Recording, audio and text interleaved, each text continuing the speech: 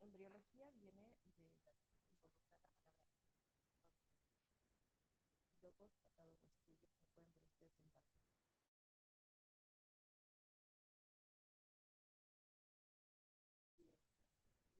para la palabra embrión-feto, porque nos referimos al producto de la gestación, al producto de la fecundación en realidad. La definición para embriología, y esto es importante que todos podamos explicar. No sé si me escuchan bien, por favor. ¿Me confirman? Si pueden mandar un mensajito escrito, les agradecería, por favor. ¿Me pueden escuchar?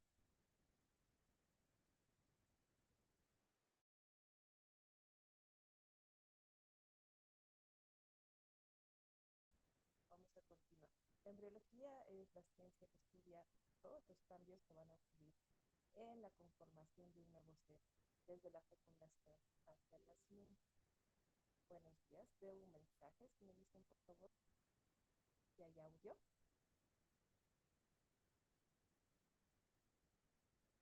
A ver, permítanme un segundo.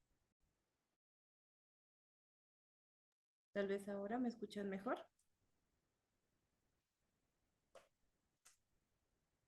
¿Me escuchan mejor, por favor? Ok, de acuerdo, gracias. Era un tema del micrófono. Les estaba explicando que la embriología es una ciencia. Esta ciencia ustedes la van a poder entender mejor cuando estén en primer año, Dios mediante. Pero van a ver que esta ciencia se encarga de estudiar cada uno de los cambios y procesos que ocurren en la formación de un nuevo ser.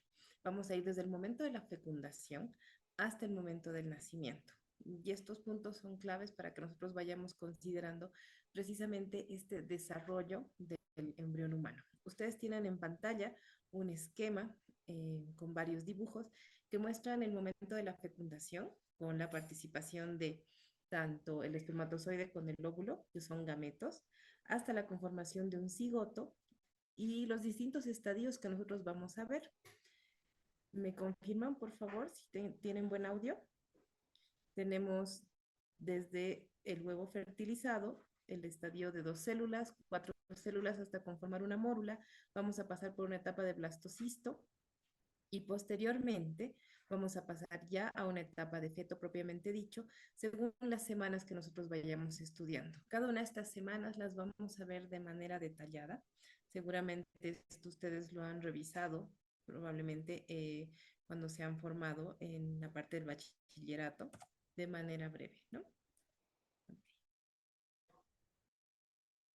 Entonces, tenemos que considerar que la embriología no solamente va a estudiar al producto, al bebé, en otras palabras, sino que vamos a estudiar los anexos de este embrión. Involucra a la placenta y otros anexos extraembrionarios, como tienen ustedes en pantalla, que incluyen el cordón umbilical, el corión, el amnios, el alantoides y el saco vitelino. Cada una de estas estructuras tiene su importancia, que vamos a ir entendiendo de a poco para mantener el desarrollo adecuado del producto. Por ejemplo, el cordón umbilical se va a encargar de la nutrición, el intercambio materno-fetal. El corión va a tener una función de protección, al igual que el amnios. El alantoides va a tener una conformación importante y el saco vitelino van a ver ustedes que va a formar parte del embrión. Esto es importante que ustedes lo vayan viendo de manera detallada conforme avancemos en las clases. Bien, vamos a comprender cuando hablamos de embriología que tenemos bastantes alcances. Estos alcances involucran analizar de manera compleja todo lo que es la organización y estructura del cuerpo humano, pero no lo vamos a hacer desde el punto de vista anatómico, sino que vamos a hacer una correlación desde el inicio hasta el momento del nacimiento, hacer de manera comparativa cada uno de estos órganos, cómo se van formando y cómo van dando funcionalidad. Vamos a poder hacer una explicación de la distribución anatómica de las estructuras del cuerpo humano, esto es importante, y a la vez ver qué relaciones histogénicas existen para los diferentes tejidos del cuerpo humano. Esto quiere decir que a partir de las hojas germinativas como son endodermo, mesodermo y ectodermo, nosotros vamos a ver esa relación tanto anatómica como funcional de cada uno de los tejidos que nos conforman. Vamos a comprender la relación que existe entre el feto y la madre. Y esto no solamente lo vamos a ver desde un punto de vista anatómico, sino que también lo vamos a ver desde el punto de vista funcional. Y por último, vamos a comprender todo el componente del origen y el desarrollo de malformaciones congénitas. Hablar de malformaciones congénitas es muy importante porque tienen una frecuencia relevante en todas las poblaciones y entender el momento en el que se pueden dar estas malformaciones congénitas es fundamental para que nosotros podamos orientar a los pacientes respecto a las causas, respecto a los diagnósticos, al tratamiento e incluso el pronóstico. Bien, un concepto importante es la embriología descriptiva, ¿no? Cuando nosotros hablamos de embriología descriptiva, vamos a entender que vamos a estudiar de manera detallada, como dice la misma palabra, describir cambios tanto en la forma, la estructura y las relaciones de todas las células, los tejidos y los órganos del producto. Y esto nos permite hablar de una cronología. Estos momentos en los cuales se va a dar esta relación específica, temporal y espacial para la conformación de los distintos órganos es fundamental, ¿ok? Eso es básico para entender lo que hace la embriología descriptiva. Respecto a otro componente, la embriología experimental en realidad busca analizar de manera específica cada uno de los mecanismos que han controlado y han determinado cambios en forma, en estructura, las relaciones histiogénicas respecto a células, tejidos. Dice aquí que estamos con problemas. No sé si hay algún problema con el audio. ¿Me confirman que tengan buen audio, por favor? Ok.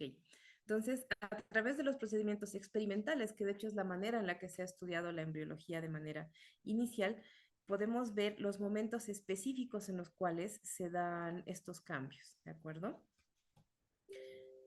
A ver, ya son dos clases que no estamos pasando. Déjenme revisar un momento los mensajes. ¿Me confirman, por favor, que tengan toda la pantalla visible? ¿Tienen la pantalla visible en este momento y tienen el audio? Ok, Cassandra, muchas gracias. Ok, Matías, gracias. Entonces, continuamos. Les decía que cuando nosotros hablamos de embriología comparada, tratamos de buscar una relación de fenómenos embriológicos relacionando las distintas especies, siendo conscientes que estudiar la especie humana no nos permite tener un alcance completo por componentes éticos y bioéticos respecto a la experimentación con embriones humanos, que se han hecho estudios en otras especies y esto nos permite hablar de embriología comparativa. Hablar de embriología comparativa involucra cambios de forma, estructura y relaciones en las cuales vamos a poder hablar de una relación de especies inferiores con la especie humana y poder de esa manera inferir el desarrollo embriológico. Bien, en pantalla ustedes tienen conceptos que atañen a lo que es el desarrollo humano. Fíjense, por favor, esta imagen es muy importante, que hablamos de una fase prenatal, una fase de infancia, una fase de niñez. Y estas etapas iniciales van a ir en momentos específicos. Todo lo que es la fase prenatal concierne al embarazo. La etapa de infancia, que va a ir desde los 0 hasta los 6 años, y la etapa de niñez que va de 6 a 12 años, ¿de acuerdo? A partir de los 12 años se considera la etapa de adolescencia, llegando hasta los 20 años, y hablamos de una etapa de juventud hasta los 25 años. Luego tenemos una etapa de adultez hasta los 60 años y de los 60 años en adelante se habla de la vejez. Consideren, por favor, lo que están viendo ustedes porque el desarrollo lo vamos a entender como un proceso complejo, gradual, que va a lograr un fin tanto estructural, anatómicamente hablando, como funcional, de manera que tenga toda esta relación necesaria el estudio de la embriología. Como les decía desde un inicio, estudiar embriología nos permite ver cómo se desarrollan los tejidos, pero además ver cómo empieza esa funcionalidad y por qué la relación con las malformaciones congénitas. Una vez que nosotros llegamos al concepto de nacimiento, vemos un proceso que va a determinar un cambio de ambiente. Consideren, por favor, que cuando estamos dentro de la pancita de la mamá, inútero, estamos dentro de un microambiente que está totalmente otorgado por la mamá. cuando se dé el nacimiento, vamos a tener un cambio de ambiente al ambiente en el que todos convivimos y esos cambios son importantes desde el punto de vista de adaptación. Ahora, podemos hablar de un desarrollo intrauterino y un desarrollo extrauterino, por lo que la embriología se interesa de conocer cada uno de estos periodos antes del nacimiento. Bien, vamos a tener tres periodos básicos que les sugiero que presten atención desde el punto de vista de la embriología, que es el periodo preembrionario, el periodo embrionario y el periodo fetal. Si bien todo lo que es eh, todo lo que es el periodo preembrionario es un concepto que no todos los autores en los libros comparten de la misma manera. El periodo embrionario propiamente dicho tiene mucha importancia desde el punto de vista estructural y funcional, y el periodo fetal en realidad tiene más importancia cuando hablamos de desarrollo y de crecimiento, ese aumento de volumen necesario para hablar de un producto viable.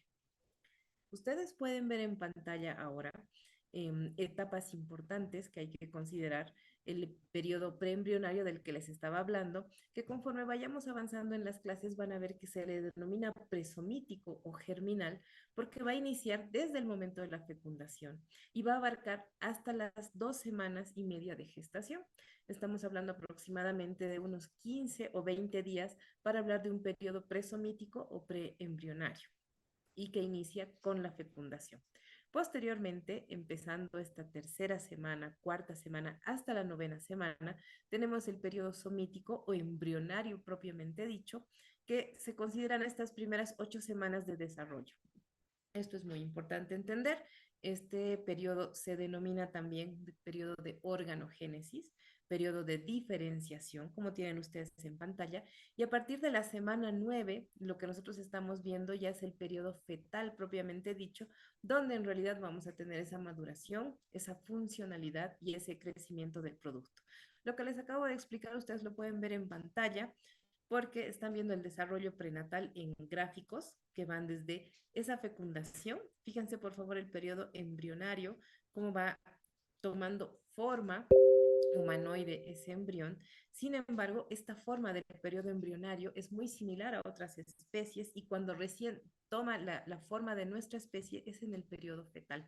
Sin embargo, el punto más crítico, el periodo más importante para hablar de malformaciones congénitas o de un adecuado cuidado del embarazo es precisamente este periodo de organogénesis. Como el mismo nombre lo está indicando, organogénesis es el momento en el cual se va a dar la formación de distintos órganos o tejidos. Y bien, el periodo embrionario del que les estaba hablando, vamos a entender que involucra a partir de una célula y la interacción de distintos procesos moleculares, celulares, fisiológicos, hasta la parte sistémica, que no necesariamente en estas etapas vamos a hablar de que termina una cuando comienza la otra y viceversa. A veces suelen solaparse, pero los puntos críticos aquí es considerar qué está pasando a nivel celular, qué está pasando a nivel molecular y qué está pasando a nivel tisular, a nivel de tejidos, para hacer una comparación. El desarrollo embrionario tiene particularidades. En estas pocas semanas de desarrollo embrionario como tal, en realidad lo que estamos viendo es toda la conformación de lo que son los brotes de distintos órganos, procesos de migración celular, procesos de apoptosis, que en esta misma clase, que la vamos a terminar el día viernes, van a ver ustedes que se van a ir dando de manera coordinada para que podamos tener una adecuada formación, por ejemplo, del corazón, por ejemplo, de los labios, del paladar o del tubo neural. ¿Y por qué menciono estos aspectos? Porque precisamente malformaciones en estas estructuras, ya sean el corazón, el labio, el paladar o el tubo neural, se conocen como las más frecuentes en población boliviana, por ejemplo, las cardiopatías congénitas, las fisuras labiopalatinas o los mielomeningoceles. Bien, ustedes tienen en pantalla, a partir de todo lo que les acabo de explicar, este esquema que va desde el día 0 hasta el día 266. Esto si nosotros nos referimos en días de gestación. Si lo vemos en semanas, vamos a ir desde la semana 0 hasta una 38ª semana, aproximadamente 40 o 42, de acuerdo a cuando se produzca el momento del nacimiento, ¿no? Y ven ustedes esta clasificación, por eso este gráfico es muy importante, les aconsejo que lo estudien de manera muy detallada, que vamos a tener de la semana cero o del día cero hasta la semana tercera o día 21, este periodo preembrionario. Este periodo preembrionario en el cual no se está dando todavía la diferenciación de los órganos, pero sí a partir de la semana tercera hasta la octava, casi novena, tenemos el periodo embrionario, que es fundamental, el de organogénesis, y otra vez el periodo fetal, que va desde la semana 9 en adelante. Si nosotros revisamos qué procesos biológicos se van a dar en cada una de estas etapas o periodos, fíjense que cuando hablamos de un preembrión, del periodo preembrionario, estamos a la merced de la fecundación y que posteriormente pueda tener la segmentación en 2 células, en 4 células y así hasta llegar a ser una mórula. Una vez que se establece esta mórula, que enseguida vamos a ver imágenes más claras, vamos a tener en esta segunda semana un proceso de cavitación para la formación de un blastocisto y a partir de esta segunda a tercera semana, este blastocisto internamente tendrá una estructura que nos va a permitir hablar de gastrulación, que es la diferenciación en las 3 capas germinativas que les estaba hablando con antelación. Además, que justamente para el día 21 o la tercera semana de gestación se va a dar un evento crítico. Este evento crítico es el plegamiento del embrión. Hasta la tercera semana el embrión se mantiene aparentemente horizontal y este plegamiento nos va a permitir conformar una estructura con características de la especie en la que se está diferenciando. Este plegamiento además permite la conformación de las capas germinativas, eh, específicamente de lo que va a ser el endodermo, ¿no? Y a partir de la tercera semana hasta la octava semana, el periodo embrionario, pues ya involucra la organogénesis, la morfogénesis, cuando nos referimos a la forma que debe tomar ese embrión, y la histiogénesis, cuando nos referimos a la especialización de los tejidos para desempeñar las funciones necesarias que le corresponden. Bien, así llegamos a la novena semana hasta el final de la gestación, donde tenemos un periodo de crecimiento corporal, les decía previamente, maduración, desarrollo, que nos van a llevar finalmente al nacimiento. Y lo que hacemos cuando atendemos el nacimiento de un producto, de un bebé, es saber qué viabilidad tiene este bebé para poder sobrevivir fuera del ambiente intrauterino. Bien, ya para la última parte de este cuadro, que de verdad es muy importante en todo lo que muestra, fíjense que tenemos distintos nombres con los que nos tenemos que ir familiarizando, desde cigoto, que se va a dar en el momento de la fecundación, el otro nombre, que es el blastocisto, que les mencionaba, que tiene que ver con la formación de células iniciales, que en realidad se denominan blastómeras, y se empieza a llamar blastocisto porque empieza a haber una conformación de una cavidad interna, un denominado blastocele. Este blastocisto, conforme avanzan los días e ingresa hasta segunda semana, nos permite hablar del embrión como un disco bilaminar, que enseguida lo vamos a detallar en cómo está conformado, y a partir de su tercera semana hablar de un disco trilaminar. ¿De acuerdo? Importante también que consideremos que van a haber distintos procesos biológicos, el cual había omitido, tanto el traslado de este cigoto hasta la implantación del producto en lo que va a ser el endometrio y la reacción decidual a nivel uterino. ¿De acuerdo? Vuelvo a solicitarles que presten mucha atención a este gráfico, que lo utilicen cuando ustedes vayan a estudiar para los exámenes parciales, porque este cuadro resume de manera muy clara cada una de las semanas, cada uno de los días, los periodos, por qué se denominan así estos periodos y sobre todo los procesos biológicos más importantes y las denominaciones a las que debemos irnos acostumbrando cuando hablamos de embriología. Bien, vamos a ver de manera detallada hasta dónde podemos ir avanzando. Ustedes tienen, por ejemplo, en esta tabla estructuras embrionarias, procesos biológicos, la ubicación y el periodo. Entonces vamos a revisar que en el día cero, estas estructuras embrionarias involucrarán la conformación del cigoto, ¿no es cierto? La unión de un óvulo y un espermatozoide se denomina cigoto. este cigoto se ha logrado gracias a la fecundación. Per se, el proceso de fecundación es un proceso más complejo que se estudia de manera más detallada en la carrera de medicina y que en la parte del prefacultativo vamos a revisar de manera menos detallada, pero sí es importante que ustedes vean que cuando hablamos de gametos, tanto espermatozoide como óvulo, para poder llegar a la fecundación, estos deben pasar por distintos procesos, tanto de capacitación, de organización y de desarrollo, para conseguir la fecundación como tal. Y clave en estos casos es considerar que en la fecundación vamos a generar un nuevo producto porque la carga genética es distinta a la de los padres a partir de todos los procesos que se han dado para los gametos. Recordarles que respecto a la ubicación, la fecundación se va a dar en la trompa uterina, casi en el tercio distal, que es donde suele estar el óvulo y donde llegan los espermatozoides.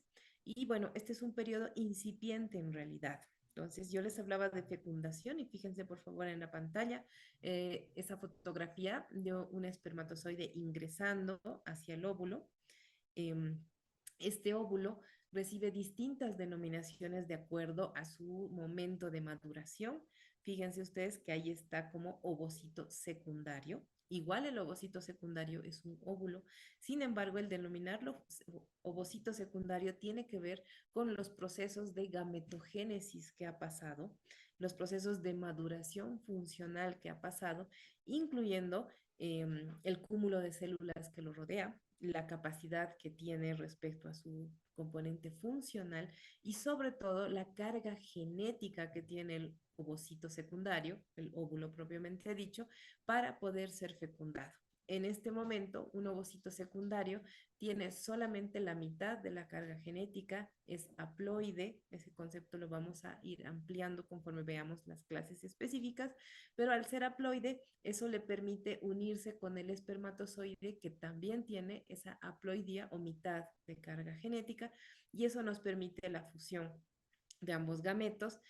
Fíjense por favor en la pantalla que 12 a 24 horas después de que se ha producido la ovulación en esa mujer y si ha habido una relación sexual, se puede producir la fecundación y a partir de la fecundación la formación de pronúcleos, que son los núcleos tanto femenino como masculino, y estos pronúcleos tendrán que fusionarse y luego de fusionarse y conjuncionar la mitad de carga genética cada uno, conformarán el cigoto o anteriormente llamado huevo, con una sola carga genética que reconstituye la ploidía inicial de la que les estaba hablando respecto a la carga genética.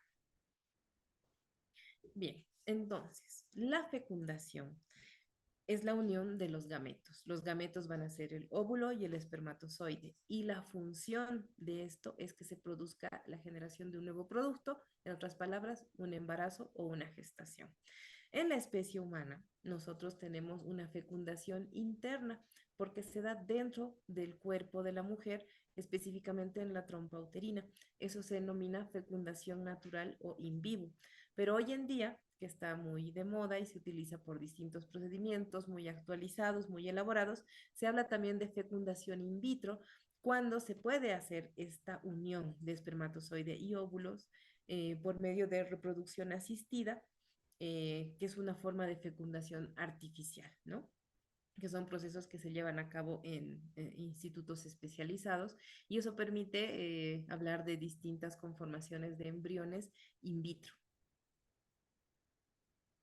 Bien, una vez que se ha fusionado el óvulo con el espermatozoide, vamos a obtener un cigoto.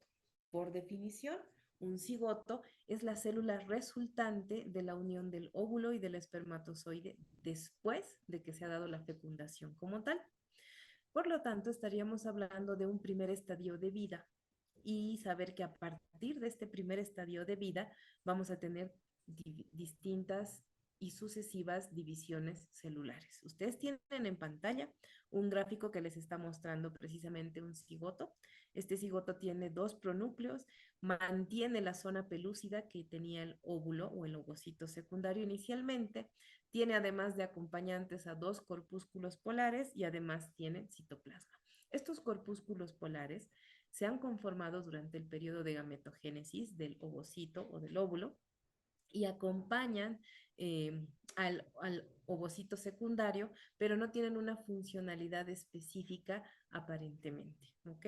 Entonces, cuando nosotros hablamos de fusión de pronúcleos, esto nos permite reconstituir la dotación genética de la especie humana. Fíjense ustedes en pantalla que la dotación cromosómica para la especie humana son 46 cromosomas. 23 van a ser de origen materno y 23 van a ser de origen paterno.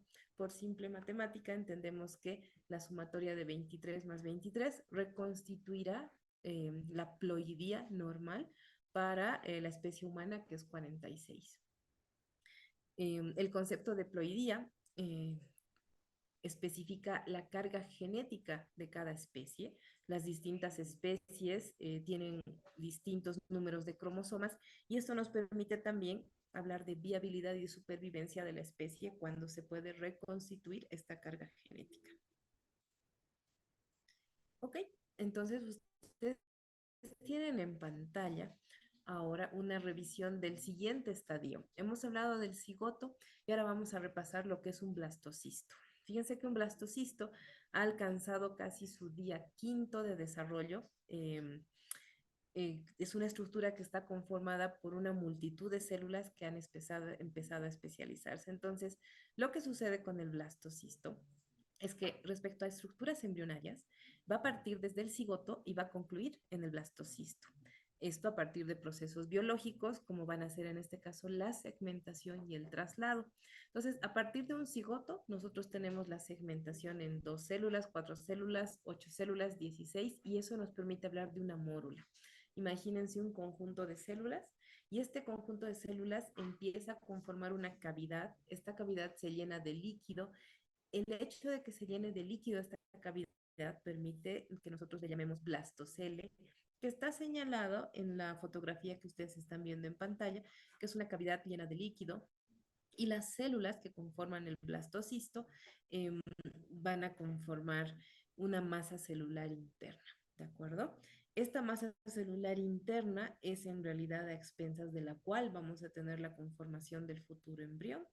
Esto se va a dar todavía en la trompa uterina y este blastocisto está en viaje o está en traslado hasta poder implantarse en etapas posteriores. Todavía aquí estamos hablando de un periodo preembrionario y presten atención por favor a la fotografía donde ustedes pueden ver el blastocisto que todavía mantiene esa zona pelúcida. La zona pelúcida viene de, como les decía, el ovocito secundario por sus distintas etapas de maduración, ¿de acuerdo? Revisemos de manera detallada lo que es la segmentación. Ustedes tienen una fotografía de distintas etapas de segmentación, donde vamos a ver sucesivas divisiones mitóticas repetitivas que van a determinar un aumento rápido del número de células. Esto es importante porque si nosotros partimos de un cigoto y vamos en el día 2, 3, etcétera, llegamos a una mórula aproximadamente con 16 células que le da la capacidad de poder pasar a ser un blastocisto. He utilizado un concepto importante aquí, divisiones mitóticas. Recordemos que las células tienen dos formas de dividirse, por mitosis o por meiosis. En este caso, las células del cigoto se van a ir dividiendo por mitosis. Eso quiere decir que en cada mitosis vamos a tener una célula idéntica a la madre, tanto desde el punto de vista estructural, funcional como genético. Ese es un concepto muy importante. Y cuando nosotros hablamos de un embrión bilaminar, nosotros vamos a recordar estructuras embrionarias del cigoto, el blastocisto, y les decía que había la conformación de una masa celular interna, como pueden ver en la imagen, que está señalado con distintos colores. Esta masa celular interna nos permite hablar de un embrión bilaminar, porque ya podemos distinguir un hipoblasto y un epiblasto, ¿de acuerdo? Aquí nosotros buscamos un proceso de implantación. Esto se va a dar a nivel del endometrio, de la mucosa uterina. Todavía estamos en un periodo embrionario, pero lo importante de esta etapa es considerar que el epiblasto va a tener una conformación histológica distinta al hipoblasto, como pueden ver ustedes en las imágenes, que está en color amarillo y en color azul. Y vamos a comenzar además con el desarrollo de los anexos extraembrionarios. Hasta el momento les había hablado de el producto en su conjunto, pero a partir de esta segunda semana nosotros ya podemos hablar del desarrollo de anexos extraembrionarios. Fíjense la cavidad que se ha conformado en este embrión bilaminar, en este saco gestacional, que sería un concepto más completo. Lo que está en color morado es una cavidad llena de líquido. Lo que está en color amarillo es el hipoblasto y el epiblasto está en color azul.